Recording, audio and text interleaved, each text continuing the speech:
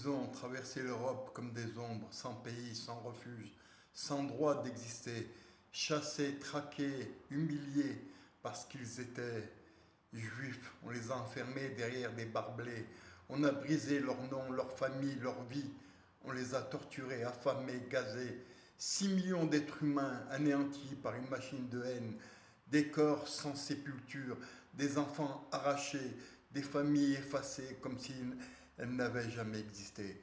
L'horreur était devenue un système, la cruauté, une organisation.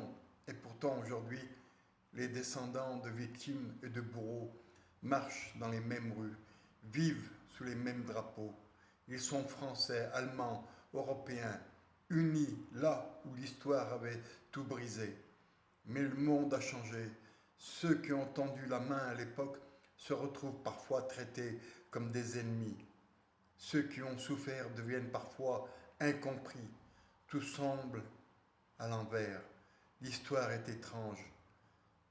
L'humanité encore plus. Et pour ça qu'il faut rappeler, sans détour, sans filtre, sans oublier, jusqu'où peut aller l'homme quand il perd son âme.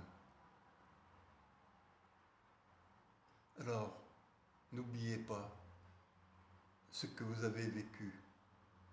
Vous êtes en train de le faire vivre aux Palestiniens.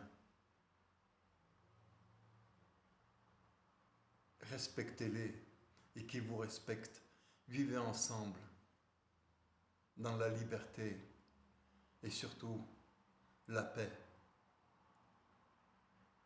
C'est le meilleur remède.